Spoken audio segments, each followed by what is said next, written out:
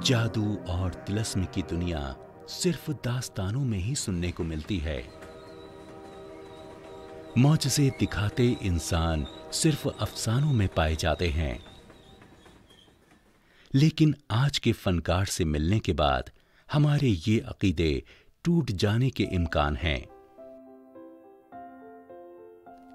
क्योंकि आज के इस एपिसोड में हम आपको मिलवाएंगे एक ऐसे माहिर फनकार से जो अपने हाथों में पत्थर में जान डालने का हुनर रखते हैं। तो आइए आगरा का रुख करते हुए मुलाकात करते हैं इस अजीम फनकार से। जनाब इकबाल अहमद हिंदुस्तान ही नहीं पूरे आलम में अपने फन के लिए मशहूर हैं। आप आगरा की पच्चीकारी, जो कि मार्बल इनले के नाम से जानी जाती है, इस फन के माहिर कारीगरों में शुमार किए जाते हैं। जनाब इकबाल अहमद साहब ने 10 साल की छोटी उम्र में ही अपने वालिद मोहतरम की निगरानी में इस कारीगरी को सीखना शुरू किया। मैंने जो काम सीखा ना, तो मेरे फादर ने बिल्कुल, जो मैं पढ़ने भी जाता था ना, उन्होंने पढ़ना भी बंद करा दिया। यानी कि जो मैं 8 क्लास तक पढ़ा, तो फिर मेरा पढ़ाई बंद करा दी। फिर मैं रात दिन इसमें काम में लग गया। तो फिर तो ये रहा कि बढ़ने का तो आगे का मकसद यही है कि जितना मेहनत का काम आता रहा मैं करता रहा, मैं किसी काम से पीछे नहीं हटा। फिर हमें शौक़ लगा तो हमने फिर ये ताजमहल का, लाल किले का, जो भी इमारतें हैं, इनके काम किए अपने आप। हम देख देख के आते थे वहाँ से, फिर हम अपना कोई फ़ोटो खींच लाया, उसको देख के बना दिया। फिर कोई इटालियन जो किताबें आती थी ना, फिर हमने उनमें से देखा, उनको बनाया। तो सारे डिज़ाइन मुश्किल से मुश्किल डिज़ाइन पसंद करते थे, वो बनाते थे। इस तरीके से हम आगे बढ़े। हमारे नाना ने एतराज़ किया था, उन्होंने कहा था कि इसको काम मत कराओ, इसको पढ़ने दो। तो ये रहा कि घर के फैमिली का जो हिसाब किताब होता है ना, ज़्यादा लोग होते हैं तो ज़रूरत पड़ती है। तो फादर को ज़रूरत थी मेरी, तो उन्होंने कहा नहीं, इसको मेरे बाद भी काम करना है, यही काम संभालेगा तो इसको काम करना है। इस फन की खिदमत में आप इस शिद्दत से जुट गए कि 22 साल की छोटी सी उम्र में ही हुकूमत हिंद ने आपको नेशनल अवार्ड से नवाजा। पिछली 7 पीढ़ियों से आपके आबाओ अजदाद इस काम को करते आ रहे हैं। इस फनकारी में जिस नफासत और नजाकत की जरूरत होती है, जनाब इकबाल अहमद उसके उस्ताद हैं। आपने अपने हाथों के कमाल से मार्बल इनले के मैदान में वो नायाब नमूने पेश किए हैं कि आपके फन की जितनी तारीफ की जाए वो कम है। मुगलिया दौर से मार्बल इनले का काम हिंदुस्तान में वजूद में आया, लेकिन इस खूबसूरत कारीगरी को एक नई शक्ल और पहचान देने का सेहरा जनाब इकबाल अहमद के सर बनता है। मार्बल इनले उन चंद पुराने रिवायती फनून में से एक है जिनकी कुछ मिसालें ही हमारे सामने आती हैं।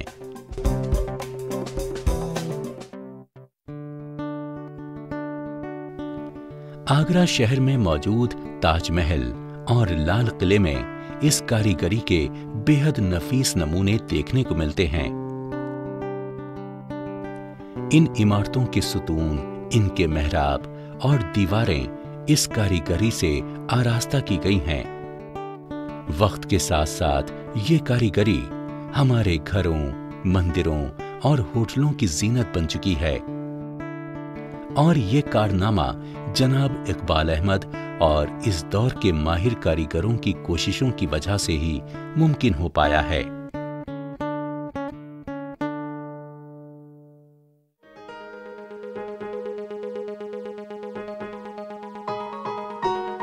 मार्बल इनले यानी पच्चीकारी एक आराइशी फनकारी है जिसमें कीमती या नीम कीमती पत्थरों की कटाई करके उन्हें अलग अलग डिजाइन में एक दूसरे के साथ जोड़ा जाता है और फिर अलग अलग रंगों कता के खूबसूरत पत्थरों को इसमें जड़ा जाता है।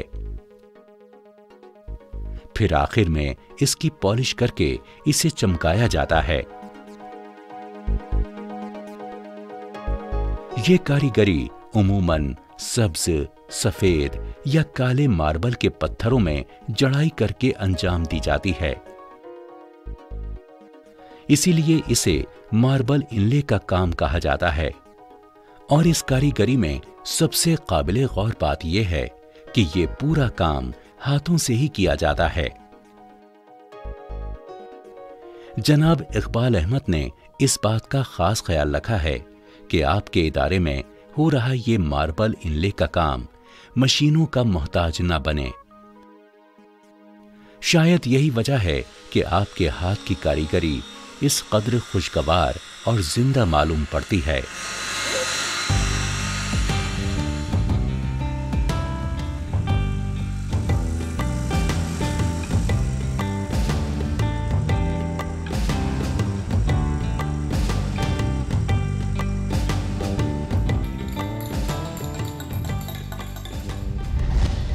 सत्रहवीं सदी में जब मुगल बादशाह शाहजहां ने ताजमहल की तामीर करवाई, उस वक्त ईरान से मार्बल इनले के कारीगरों को हिंदुस्तान बुलवाया गया और सिर्फ ताजमहल ही नहीं, आगरा के लाल किले को भी इस कारीगरी से सजाया और इन इमारतों की खूबसूरती में चार चांद लगाए।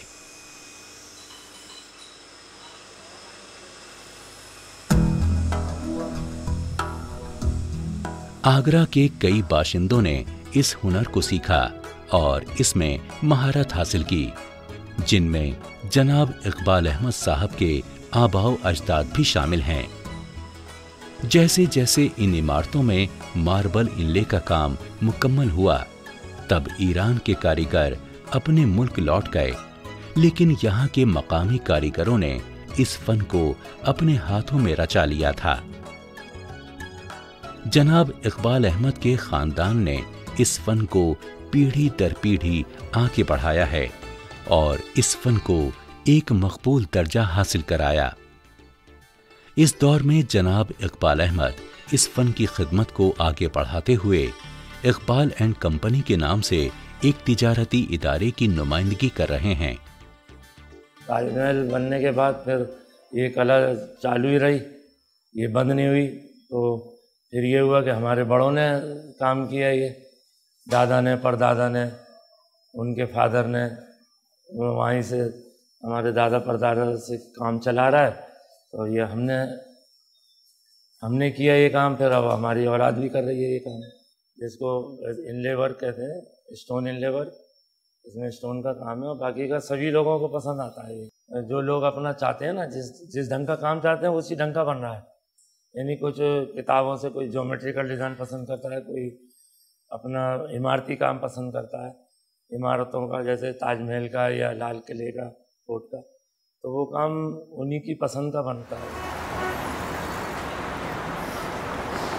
इकबाल एंड कंपनी नाम से मशहूर ये वर्कशॉप आगरा के चहल पहल वाले इलाके नाई की मंडी में मौजूद है। बाहर से एक मामूली रिहायशी मकान दिखने वाली ये इमारत अपने अंदर एक रिवायत को महफूज रखे हुए है। यहाँ तमाम वक्त अलग अलग कामों में कारीगर मार्बल इनले का काम सीखते और करते दिखाई देते हैं। जनाब इकबाल अहमद खुद यहाँ कारीगरों को इस फन के पेच सिखाते हैं और उनके साथ उनके छोटे भाई अफजल अहमद भी इस वर्कशॉप में उनकी मदद करते हैं। इस इमारत में हर कमरे को मार्बल इनले कारीगरी के अलग दर्जे के काम के लिए चुना गया है। 5-6 पीढ़ी हमारा काम करता चला है और आज जितने भी कारीगर हैं वो हमारे सब इसी तरीके से हमारे यहाँ की ही निकले हुए, हमारे हाथों के सीखे हुए सारे, और कहीं बाहर से नहीं आया या ना कोई और सिखाने वाला, हमारे लोगों में से बढ़े और उन्होंने ही काम सिखाते आगे बढ़ते चलेगा। तो अभी कोई हो गए थे 5-10 हज़ार आदमी काम करने वाले, मगर अब इस वक्त इतने नहीं है, कम है। मेरे फादर काम करते थे उस टाइम में, फादर के साथ थोड़ा काम किया, एक्सपायर हो गए, उनका इंतकाल हो गया। उनके बाद मेरे भाई हाजी इकबाल अहमद ने मुझे काम सिखाया पूरा। जनाब इकबाल अहमद की निगरानी में यहाँ मार्बल इनले का मुकम्मल काम एक ही छत के नीचे किया जाता है। सबसे पहले मार्बल के बड़े पत्थरों को छोटी मार्बल की सलीब में तोड़ा जाता है और नक्काशी के लिए एक मुनासिब नाप में लाया जाता है। फिर एक कागज पे वो नक्श बनाए जाते हैं जो डिजाइन मार्बल इनले के जरिए पत्थर पर बनाने होते हैं।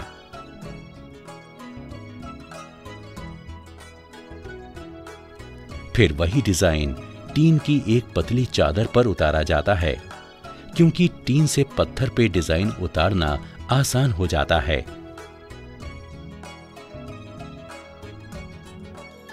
एक कारीगर जो कि पत्थर की कटाई करता है, वो पत्थर के उन किनारों पर निशान डालता है जहां तक डिजाइन बनाया जाना है। ये तरीका लकीरना कहलाता है। अब मार्बल इनले की अगली मंजिल के लिए पत्थरों की पॉलिश और ढुलाई करके उन्हें तैयार किया जाता है। पॉलिश किए हुए हिस्सों को आपस में डिजाइन के नाप के हिसाब से जोड़ा जाता है।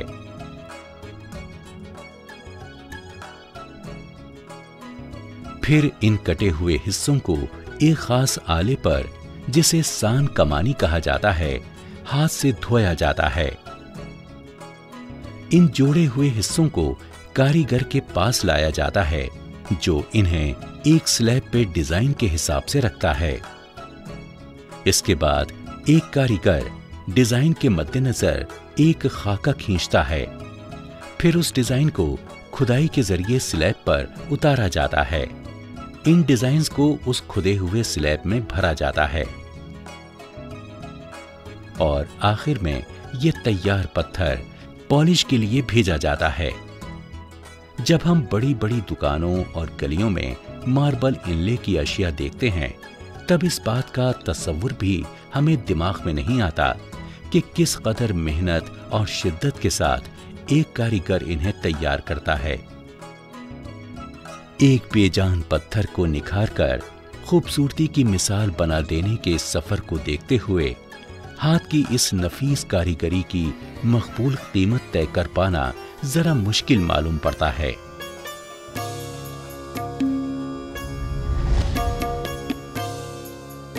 कुछ वक्त पहले तक ताजमहल और इस जैसी कई तारीखी इमारतों पर देखी और सराही जाने वाली ये खूबसूरत नक्काशी आज जदीद तर्ज की इमारतों की शान में इजाफा करती दिखाई देती है और इस बदलाव के पीछे जनाब इकबाल अहमद और उनके जैसे कई माहिर फनकारों की दूरअंदेशी और चाहत अहम किरदार अदा करती है।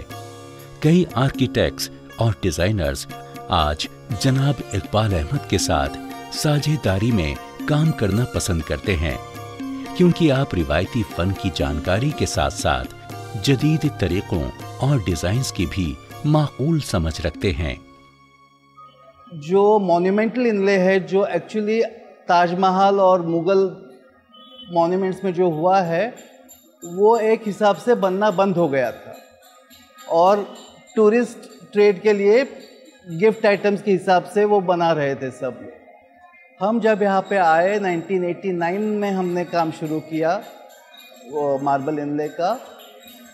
उस टाइम पे उस तरह का जो काम था वो पहले दफ़ा यानी वो स्केल पे हो रहा था, क्योंकि छोटे स्केल पे जब डिज़ाइन छोटा होता है, पीसेस का जो थिकनेस होता है वो भी अलग रहता है, वो mm में रहता है। जब फ्लोरिंग के लिए होता है तो उसका थिकनेस बढ़ाना पड़ता है, क्योंकि वेयर एंड टेयर ज़्यादा होता है।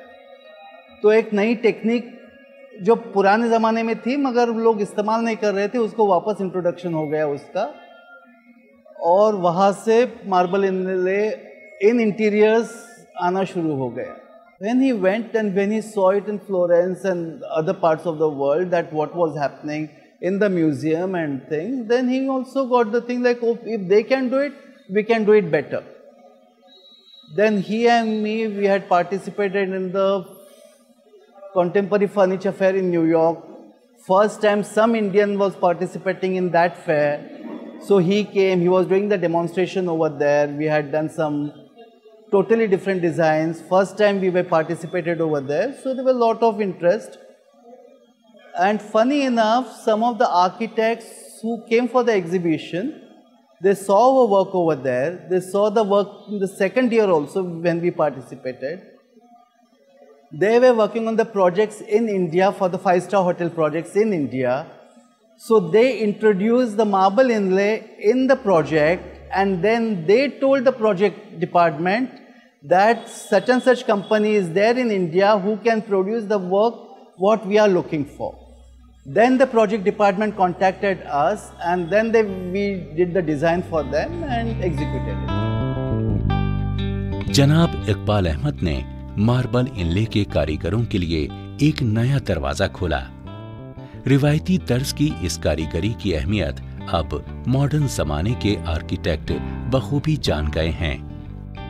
हालांकि आज के दौर में हिंदुस्तान में बेशुमार कारीगर मौजूद हैं जो मार्बल इनले कारीगरी जानते हैं, लेकिन K2K डिजाइन कंपनी की मालिक आर्किटेक्ट बिंदु रंजन को जब दिल्ली के एक 5 सितारा होटल की आराइश का मौका मिला तो उन्होंने जनाब इकबाल अहमद के हुनर को ही इस काबिल समझा। He is very passionate, he is very sensitive about his working, and he is sincere in that. He knows the nuances of this craft very well. So it was easy for us as designers, because if we are we are visualizing a product with all those detailing, if the person in front or the craftsman in front accepts or understands that delicacies and intricacies, it was very nice. So that compatibility was absolutely nice. It was really great, rather, I'll say. I think we have kept our deadlines always. So by grace of God, that's been good. We definitely wanted minimum 6 months. So we almost worked day and night over the year for 3 months. 90 days work, almost about 120 artisans, craftsmen work for varied area. And we finally met, we were before time rather, I'll put it, because by that time, the other work at Shangri-La was not completed.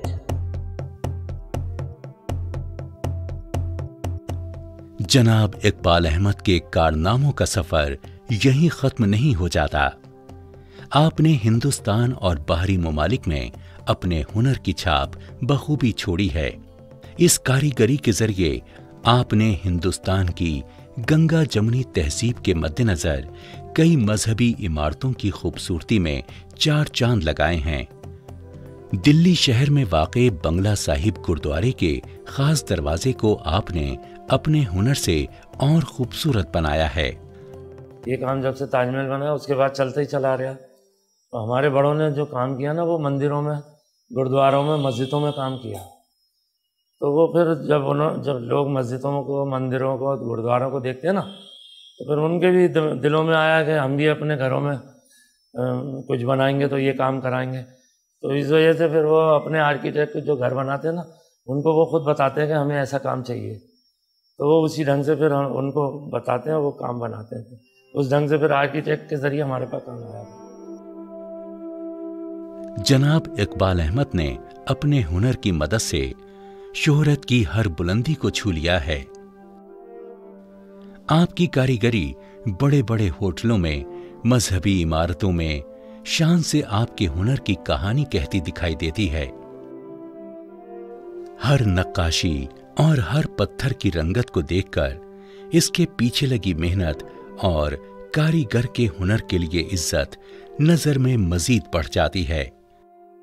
Many people come to Shangri-La just to take a photograph against this panel and they message me, oh, it was great. Those who know, yes, they do it.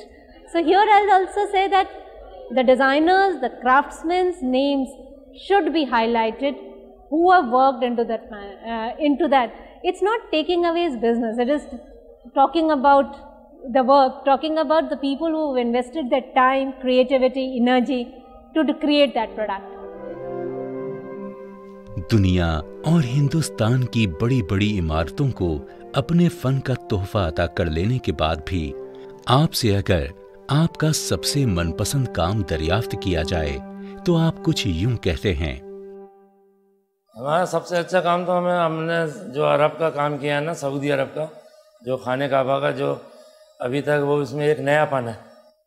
उसके अंदर यह है कि 10 mm मोटा तो stone है, blue colour का, अफगानिस्तान का ब्लू, और उसको लैपिस लजूली बोलते हैं, और उसको 10 mm में से 5 mm ऊपर है और 5 mm अंदर है, यानी एकदम उभरा हुआ काम है और वो एकदम अच्छा काम है और हमें काम करने में भी अच्छा लगा, मज़ा भी आया उसमें। ये बात लाजमी है कि हर फन को पनपने और जिंदा रहने के लिए अपने सही कदरदानों की तवज्जो और उनकी सरपरस्ती की जरूरत होती है। आज हमारे मुल्क में मार्बल इनले जैसी कारीगरी के चाहने वाले और इसके कदरदान अच्छी तादाद में मौजूद हैं, लेकिन इसको खरीदने वालों की बेहद कमी महसूस होती है। नतीजतन मांग में कमी आ जाने की वजह से इसकी तख्लीक में भी नुमाया गिरावट आई है, जो कि इस फन के लिए अफसोस ज़दा बात मालूम होती है। So the price difference also goes, because here at every stage we have to see that the process of elimination and discrimination. So 50% at every stage gets, it's wasted, because we have to select the best. And that's why the product gets expensive. Because the labor goes, the material goes, but unless you do that, you don't get the quality product which is in the international standard. I'll be very happy, and rather you should emphasize this thing, because yes, it is very important for somewhere. I do take examples of the royals and kings off and on, but yes, we need such people here. But they need to understand that what is the delicacies or the details of that skill. It is not just creating and talking about it. You yourself earlier mentioned that it was an eye-opener for all of you to be at the part of the workshop. So the workshop gives the feeling of what details it goes in. And every craft has its great details. So somewhere I look at it, one, the industrialists, the people, or whoever can afford it or not afford it, at least take a conscious decision of putting the craft product in their houses or in their premises, but also know about it and talk about it. So that's how word of mouth will actually talk about not only the craft, but it will talk about how detailing it goes into it. अगरचे जनाब इकबाल अहमद 8वीं जमात से आगे अपनी तालीम का सिलसिला जारी न रख सके, लेकिन आपने बेहद खुशी और लगन के साथ इस कारीगरी के दांव पेंच सीखे और कारीगरी के मैदान में बेपनाह शोहरत और कमाल की महारत हासिल की। जनाब इकबाल अहमद अपने आप को खुशनसीब मानते हैं कि उन्हें ये फन अपने वालिद साहब की निगरानी में सीखने का मौका मिला, और आज आपका ख्याल है कि अगर स्कूली तालीम में हैंडीक्राफ्ट को एक सब्जेक्ट की तरह शामिल किया जाए तो नतीजतन स्कूली तालीम के साथ साथ नई पीढ़ी हाथ के हुनर भी सीखने में कामयाब हो सकेगी। इस तरह इस धुंधलाती हुई कारीगरी को महफूज रखा जा सकता है। यानी कि जो मैं 8 क्लास तक पढ़ा, तो फिर मेरा पढ़ाई बंद करा दी, फिर मैं रात दिन इसमें काम में लग गया। तो फिर तो ये रहा कि बढ़ने का तो आगे का मकसद यही है कि जितना मेहनत का काम आता रहा मैं करता रहा, मैं किसी काम से पीछे नहीं हटा। If you start training craftsman at the age of 16 and 17, he can never get into the actual craft because he doesn't have the capacity to sit at one place and work for 3-4 hours at a stretch. That I think you should be start learning at the age of 12. The same thing is like in sports. The swimmer has been start training at the age of 5 and 6. A gymnast has been trained at the age of 8 or 9, they start getting training. So why it's not for the craftsman? If it can happen in the sports arena, which they say like, there is money in it now. So the kids have started getting training at the very young age. But when it comes to the craft, then they say like the child labor. जनाब इकबाल अहमद ने अपनी उम्र का एक बड़ा हिस्सा इस fun की खिदमत में सर्फ किया है। आप अपने हुनर और इसके जरिए हासिल हुई शोहरत से पूरी तरह मुतमईन हैं। हमें उम्मीद है कि ये सफर यहीं खत्म नहीं होगा, क्योंकि एक अहम और काबिले गौर बात यह है कि आपने इस फन को फरोख्त दिया और सिर्फ अपने तक ही महदूद नहीं रखा। आज के दौर में आपकी सरपरस्ती में सीखे हुए फनकार बड़ी तादाद में मौजूद हैं और आपका नाम रोशन कर रहे हैं। आज आपके खानदान की जवान पीढ़ी भी इस फन की खिदमत में जोरों शोर से ताउन दे रही है और इस फन के मुस्तकबिल को निखारने की हर मुमकिन कोशिश में सर जोड़ के मेहनत कर रही है। जैसे कि हम वाकिफ हैं कि हिंदुस्तान मिली जुली तहजीबों, जबानों और रिवायतों का मुल्क है, वैसे ही हिंदुस्तान के हर छोटे और बड़े खित्ते में ऐसे नायाब फन सांस ले रहे हैं जिनकी मिसाल पूरे आलम में नहीं मिलती। इन फनून को बड़ी बड़ी दुकानों और नुमाइशों में सराहा जाता है, लेकिन इनके फनकारों को मुनासिब तवज्जो नहीं मिलती। जनाब इकबाल अहमद और इनके हाथों की गई ये शानदार कारीगरी सिर्फ हमारी तवज्जो और माकूल इज्जत की चाहत रखती है। इसी ख्याल के साथ हम विदा लेते हैं अपने आज के कलाकार से और अगली कड़ी में फिर ऐसी ही बेहतरीन शख्सियत के साथ आपसे मुलाकात करेंगे। तब तक के लिए विदा।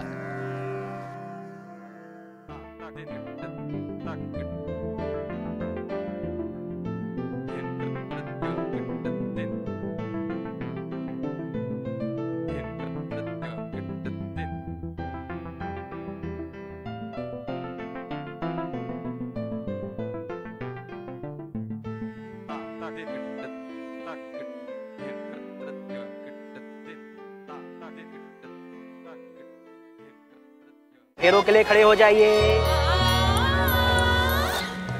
शादी का ख्याल आए तो सपनों से निकलकर शादी.com पे आए। Download now.